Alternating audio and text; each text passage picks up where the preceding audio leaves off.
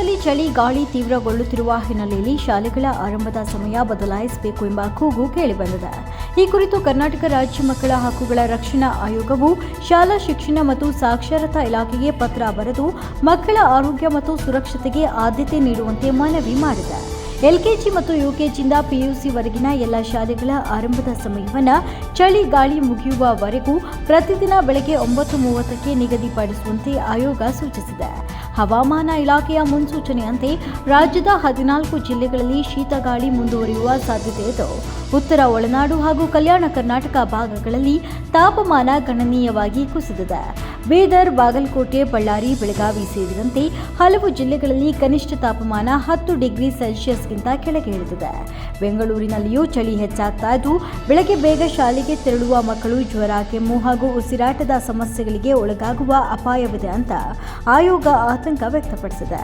ಪ್ರಸ್ತುತ ಶಾಲೆಗಳು ಬೆಳಗ್ಗೆ 8 ಅಥವಾ 8:30ಕ್ಕೆ ಆರಂಭವಾಗುತ್ತಿರುವ ಹಿನ್ನೆಲೆ ಶಾಲಾ ಸಮಯ ಬದಲಾವಣೆಗೆ ತ್ವರಿತ ನಿರ್ಧಾರ ಕೈಗೊಳ್ಳಬೇಕು ಅಂತ ಆಯೋಗ ಮನವಿ ಮಾಡಿದೆ.